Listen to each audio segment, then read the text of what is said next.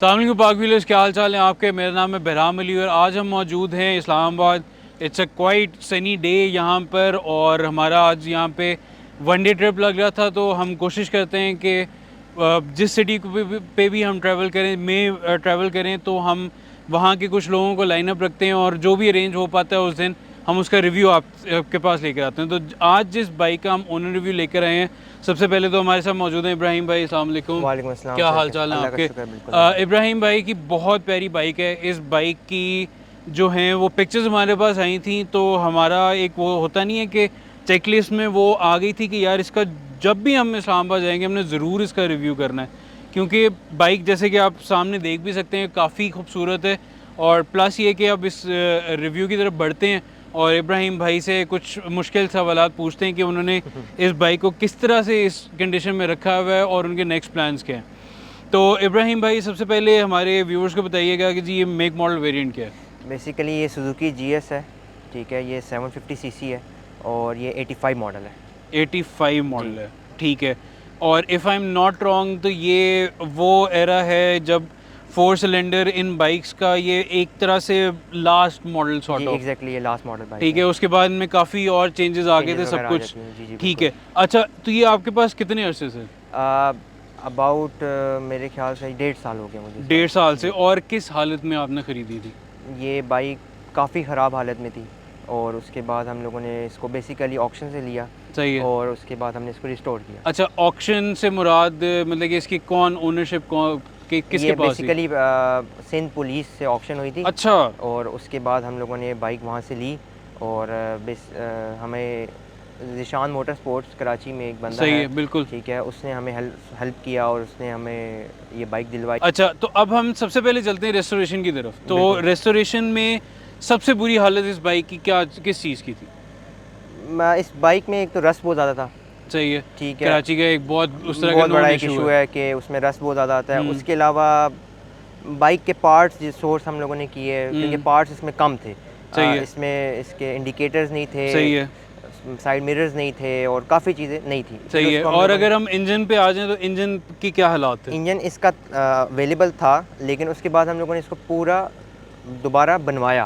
हाँ, मतलब कि रीबिल्ड आपने फिर भी किया और उसको रिस्टोर प्रॉपर हम लोगों मतलब कि आपने पूरा इंजन बाहर निकाला, उसको टॉप टू एंड जो है वो खोला। A to Z हम लोगों ने सारा उसको रिस्टोर किया और उसके बाद उसको पैक करके हम लोगों ने इसमें दोबारा तो सामान का क्या मुश्किल हुई, नहीं मुश्किल हुई। असल में थोड़ा सा पुराना बाइक था और थोड़ा नहीं, अच्छा खासा, मतलब कि मेरे से भी 3 साल बड़े। एग्जैक्टली पुराना बाइक था और सामान इसका इतना इजीली अवेलेबल नहीं है। कुछ दुबई से सोर्स किया। सही है। कुछ कराची से मिला।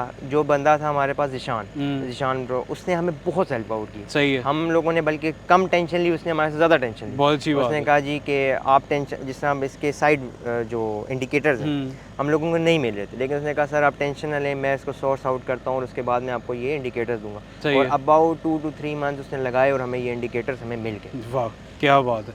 नहीं, इन वैसे बाइक्स की जितनी एक वो लंबी और चौड़ी इनका जो है ना, इन पे अगर कोई और इंडिकेटर्स, लाइट्स और कुछ और लगा दो ना, इनकी शक्ल बिगड़ जाती है। एग्जैक्टली ऐसे ही था। इसकी कॉपीज मिल जाती हैं लेकिन वो क्वालिटी नहीं रहती। और इसकी जो वो ब्राइटनेस और वो जो एक टैंगी सा ऑरेंज और वो सब कुछ जो आता है ना, वो खत्म हो जाता है, वो रहता ही नहीं है। और अभी तक जिस बंदे ने भी ये देखा है ना, और उसने मोस्टली इंडिकेटर्स और ये जिसने जो 85 एरा को देख चुका है, ऐसे ही तो उसने यही कहा कि यार क्या बात, ऐसे ही है, बिल्कुल ऐसे ही आपने लिया, बिल्कुल ऐसे ही है। सेम जो था वो मेरे साथ भी यही हुआ था, क्योंकि जब इसकी पहली दफ़ा पिक्चर्स आई थी तो हमने इंटरनली यही कहा कि यार मतलब कि एक अरसा वो गुजर गया था, क्योंकि इस तरह की बाइक्स ना अब रोड पे भी इवन कि पाकिस्तान में बहुत हुआ करती थी, बट एकदम से गायब हो गई एग्जैक्टली। ठीक है, हालांकि आई पर्सनली नो कुछ लोग जिनके पास अभी बहुत अच्छी कंडीशन की है। शायद वो एक जो पार्ट्स की अवेलेबिलिटी मुश्किल होती जा रही है ना, तो वो शायद उन्होंने चलाना बहुत कम कर दिया कि यार चीज़ें ख़राब होंगी तो हम रिप्लेस किस तरह से करेंगे। असल में इसका सबसे जो बड़ा इशू है ना,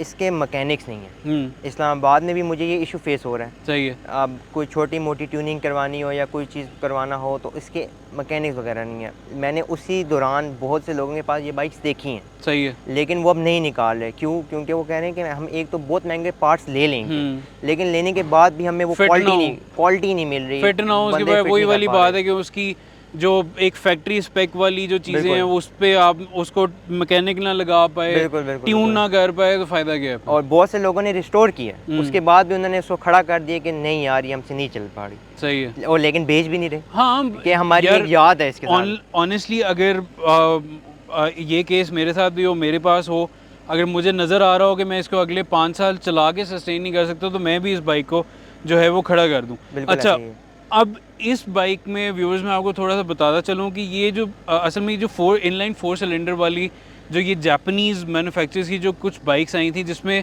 सबसे ज़्यादा जो नोन ब्रांड था वो होंडा था, ठीक है।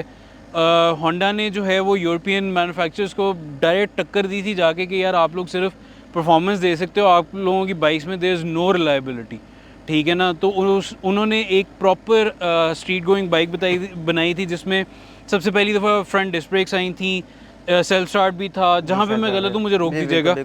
4 सिलेंडर इनलाइन 4 सिलेंडर 4 इंडिविजुअल कार्बोरेटर्स, जो कि आज भी अगर इन मॉडर्न साइंस और मॉडर्न टेक्निक्स के साथ भी उनको ट्यून करना बहुत एक मुसीबतों वाला काम है। उस वक्त उन्होंने दिया, और वो बिल्कुल वाइब्रेशन फ्री, रिलायबल और अखीर परफॉर्मेंस वाली बाइक्स थी। बट क्योंकि वो पहले थे to step in this category, तो लाइमलाइट ज़्यादा वो लेके। बट सुजुकी, यामाहा, हर एक, इवन के कावासाकी भी, हर एक ने अपने मॉडल्स निकाले थे जो अपने एक लेवल और अपने एक वो ब्रांड के लिहाज से काफ़ी सक्सेसफुल रहे थे। अच्छा, तो अब चलते हैं थोड़ी सी इसमें मुझे जो मॉडिफिकेशंस नज़र आ रही थी। अगर हम दूसरी साइड पर आ जाएं, तो सबसे पहले जो एक चीज़ मुझे बहुत अट्रैक्ट कर रही है, क्योंकि वैसे इसके ड्यूल साइडेड साइलेंसर्स होते हैं, ठीक है। ये 4x आपने 1 किया हुआ, और योशिमुरा का अच्छा बड़ा स्टिकर भी है। तो ये इसके पीछे क्या कहानी है? इसके पीछे ये कहानी है क्योंकि बाइक पुराना है लेकिन मैं तो नया हूँ तो मुझे चाहिए थी साउंड। सही है, ठीक है। इसमें हम लोगों ने ये किया कि हमने ज़िशान से बात की कि यार साउंड कम है। सही है, ठीक है। तो उसने फिर हमें मशवरा दिया कि सर हम इसको 4x1 करते हैं। सही है। और एक सिंगल के एग्जॉस्ट के साथ लेके जाके हम इसको योशिमुरा का एग्जॉस्ट लगाते हैं। सही है। फिर हम लोगों ने इसमें हम लोगों ने पहले 2-3 एग्जॉस्ट लगाए, लेकिन हमें पसंद नहीं आ रही थी आवाज़। आखिर में जब हमने इसको योशिमुरा का एग्जॉस्ट लगाया तो इसकी जो आवाज़ आई ना, उसके बाद हम लोगों ने कहा यार this is the thing we want. नहीं, और वैसे भी आई थिंक सो जो सुजुकी के साथ जो योशिमुरा का जो कॉम्बिनेशन, इवन की मॉडर्न बाइक्स भी जो है ना, वो बहुत अच्छा है। बिल्कुल। अच्छा, ऑफ द कैमरा आप बता रहे थे कि इसकी ब्रेकिंग में भी आपने कुछ मॉडिफिकेशन की है, तो वो थोड़ा सा एक्सप्लेन करें। बेसिकली इसके बैक में हम लोगों ने डिस्क ब्रेक करवाई है। पहले ड्रम ब्रेक थी। सही है। फ्रंट पे ये सिंगल डिस्क आती थी। सही है। उसको भी हम लोगों ने डबल डिस्क किया। सही है। डबल डिस्क किया, फ्रंट से बैक पे भी किया, क्योंकि इसकी पावर बहुत ज़्यादा है। सही है। आजकल की मेरे ख्याल से जितने भी अच्छे बाइक्स हैं ना, उनके मुताबिक अगर मैं इसको चलाऊँ तो ये बहुत भागता है। तो उसके अलावा इसका पेंट वगैरह, इसकी अपॉल्स्ट्री वगैरह, वो सब ओरिजिनल है या वो भी सब कुछ नया? नहीं, जो इसके बेसिकली पार्ट्स थे वो ज़्यादा रस्टेड थे। रस्टेड पार्ट्स होने की वजह से हम लोगों को इसको पेंट तो दोबारा कराना पड़ेगा। और थोड़ा सा और ओरिजिनल कलर या कलर आपने बदल दिया? ये ओरिजिनल कलर नहीं है। बेसिकली हमने इसका कलर चेंज किया है, लेकिन कलर हमने इस तरह चेंज किया है कि आप अगर 20s की मूवीज़ देखें, हम लोगों ने ये बाइक वहाँ से इंस्पायर होके लिया। सही है। ठीक है। और हम लोगों को बड़ा शौक़ था कि हम थोड़ा सा ना उस कैटेगरी में जाएं और उस बाइक को हम लोग तैयार करें। तो ये फिर हम लोगों ने कलर स्कीम सोची, और इसका बेसिकली इस बाइक का नाम है सिल्वर ब्लेज। अच्छा। ठीक है। ये एक हॉर्स था और उसके ऊपर हमने इसका नाम रखा blaze in wind and silver, क्योंकि इसका कलर सिल्वर है। सही है। तो इसके ऊपर हम लोग इस थीम पे हम लोगों ने इस बाइक को तैयार किया। सही है। अच्छा, मैं यहाँ पे वो कर चुका हूँ, अभी यहाँ पे बताता चलूँ कि नीचे लोग शुरू हो गए होंगे कमेंट्स में कि यार ग्रे कलर है, की हो गया तानू। ठीक है भाई, अगर कैमरे में से हट के आप इसको रियल लाइफ में देखें ना, तो बाकी सिल्वर है। वो बस हमारे गरीब कंपनी यार, थोड़े से कैमराज मठे हैं, इसलिए आपको कलर नहीं सही आ रहा होगा। बट उसके अलावा जो इसका क्रोम वर्क है, इसका चेसी का पेंट है, इसके रिम में जो वो एक आउटर लाइन पॉलिश होती थी, इनर स्पोक्स जो हैं वो ब्लैक है। मतलब कि आपने हर एक चीज़ का बहुत ध्यान रखना है। मतलब कि माशाल्लाह इन पर्सन मेरा और ज़्यादा दिल खुश हो गया इस बाइक को देख के। बिल्कुल। मतलब कि लिटरली एक कमाल चीज़ है। अच्छा, अब थोड़ा सा आते हैं इसकी मेंटेनेंस की तरफ। जी। मेंटेनेंस में आप मुझे थोड़ा सा ये बताइएगा कि इसका क्या ऑयल का, ट्यूनिंग का क्या खर्चा आ जाता है? अच्छा, बेसिकली जब ये बाइक हम तैयार करा रहे थे तो हमारा पहला पॉइंट यही था कि हम थोड़ा सा लो कॉस्ट बाइक तैयार करें जिसकी हमें मेंटेनेंस कम पड़े। तो इसकी मेंटेनेंस अगर बाकी बाइक्स के मुताबिक देखें तो कम ही है। अच्छा। बेसिकली इसमें एक 3 लीटर का ऑयल डलता है, सही है, जो कि आप किसी भी नॉर्मल कंपनी का, लेकिन हम इसमें किक्स का डाल रहे हैं। सही है, उसके अलावा इसके oil filter, air filter and बस ट्यूनिंग सही है। बट फिर भी ये क्या खर्चा हो जाता है आपको? आजकल की 10,000। 10,000 फिर भी, और कितने इंटरवल्स के बाद? असल में आप हर चीज़ की प्राइस वो ठीक है यार, बट ठीक है यार, ये अंदर से अंदर से गरीब बंदे ही हैं, बंदे को एकदम से सुन के वो लगता है। और कितने किलोमीटर्स बाद? आफ्टर हम वैसे तो हम लोग इसको चलाते कम है, लेकिन हम लोग ये करते हैं कि 3 मंथ्स के बाद हम इसकी ट्यूनिंग करा देते हैं। सही है, और इसकी बिल्कुल सही है। उसके अलावा अगर इसका मीटर की तरफ देखें, अगेन बहुत खूबसूरत, बहुत नीट, ये सब कुछ हर एक ओरिजिनल है। Original, exactly original. अच्छा, अब आ जाते हैं कि आपने ख़रीदी कितने की? अच्छा, और अब कितने की पड़ गई है? ये बाइक बेसिकली मेरे और मेरे भाई का प्रोजेक्ट है। सही है, ठीक है। इस बाइक को जब हम लोगों ने लिया तो सारे जो फाइनेंशियली तौर पे काम था ना, वो मेरे भाई का था। सही है, मेरा सिर्फ बड़े था भाई बड़े भाई का। अब वो जॉब करता है, मैं स्टूडेंट हूँ। और मैंने बस इसमें ये किया कि उसको बताया कि यार ये करना है, ये नहीं करना। तो मुझे एग्जैक्टली नहीं पता कि इसकी क्या कॉस्ट वगैरह आई है, लेकिन अगर इस वक्त हम इस बाइक को करें तो ये मेरे ख्याल से 11 लाख से ऊपर ही जाएगा। अच्छा जी, वेरी नाइस। क्योंकि हम लोगों ने, अगर हम इसको नॉर्मली तैयार करें तो ये कम भी हो सकता है, लेकिन है। हम लोगों ने इसका ईच एंड एवरी बोल्ट निकलवाया, उसको मेंटेन किया कि रस्ट था, कहीं पे कुछ भी था, उसको हमने फिक्सिंग की, और हर चीज़ को जो चीज़ चेंज होने वाली थी उसको एग्जैक्टली नहीं, वो बिल्कुल नज़र भी आ। इस बाइक को हम यहाँ से पेशावर लेके गए हैं बाय रोड। क्या बात। इस बाइक को हम लोग वीकेंड्स पे कभी हमारा दिल करे तो मरी चले जाते हैं। क्या बात। ठीक है। इसके अलावा हम यहाँ से चकवाल लेके गए हैं, और हम लोगों को बिल्कुल कभी इसने हीटिंग का इशू तो कभी नहीं। Very nice, very nice. नहीं, कोई मतलब किसी तरह का भी इशू ना मैंने इस बाइक में नहीं देखा। बिल्कुल सही है। सिंपल मेंटेनेंस, क्लच की तार टाइम पे चेंज करवाई, उसके अलावा ऑयल चेंज किया, फिल्टर चेंज किया, उसके अलावा इस बाइक में कुछ भी नहीं। जो बाइक के एसेंशियल्स हैं वो आप टाइमली कर रहे हो तो बाइक आपका साथ दे रही है बेसिकली। एग्जैक्टली। और वही वाली बात है ना, बहुत अच्छी तरह हम लोगों ने प्रिपेयर किया। एग्जैक्टली। और उस वक्त हमारा पॉइंट यही था कि हमें बार बार इसको खोलना ना पड़े। हाँ, बहुत सही बात की। एक ही दफ़ा हमने पैसे लगाए, अच्छे लगाए, 1.5 साल हो गया, अभी तक हमें इसने नहीं तंग किया। बिल्कुल नहीं तंग किया।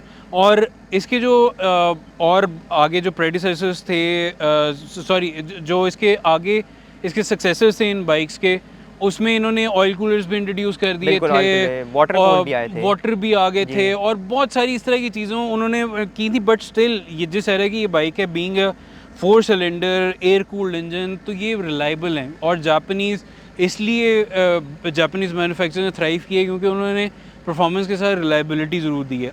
और यहाँ पे मैं एक और चीज़ बताना चाहूँ, अगर ठीक है मैंने तारीफ़ें की हैं, बट सारी अनबाइस तारीफ़ें थी, और इसका हरगिज़ ये मकसद नहीं था कि मैं इस बाइक को कोई अब बीच में अपना कट रख के बेचना चाह रहा हूँ। बट मैंने ये सब कुछ मेंशन इसलिए क्योंकि ये बाइक जो है ये पाक व्हील्स पे फॉर सेल है, और यहाँ पे मेरे सर पे या इधर लेफ़्ट कॉर्नर पे जो है इसका लिंक भी आ रहा हो। अगर आपको ये बाइक पसंद आ रही है और अगर आप कांटेक्ट करना चाहते हैं तो इब्राहिम भाई से कांटेक्ट कीजिए इनके ऐड के थ्रू। और अगर आप उसके अलावा अपनी कोई बाइक बेचना चाहते हैं तो भाई वो भी जो है वो आप फ्री ऐड लगा सकते हैं, अच्छी पिक्चर्स लगाएं जिस तरह से इन्होंने लगाई थी, तो इनका हमने रिव्यू कर लिया। हो सकता है आपकी पोस्ट की बाइक का भी हम रिव्यू कर लें, और हज़ारों जो हैं बायर्स वो अवेलेबल होंगे जो आपकी डिस्क्रिप्शन और पिक्चर्स दे के आपको कांटेक्ट कर सकते हैं और आपकी बाइक ख़रीद सकते हैं। तो इब्राहिम भाई, thank you so very much, आपने शॉर्ट टाइम में आपने हमारे लिए टाइम निकाला, इतनी खूबसूरत बाइक आपको दिखाई। तो अब सुनते हैं इसका एग्जॉस्ट नोट।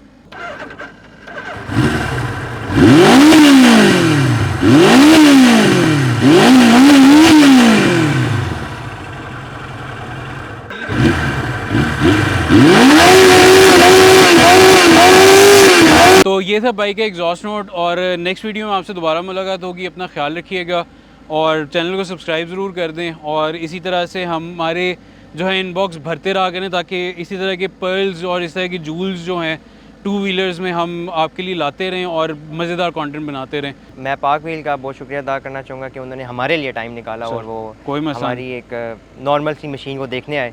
सर और नॉर्मल नहीं है, बिल्कुल नॉर्मल नहीं है। Thank you so much sir, आपका बहुत बहुत शुक्रिया।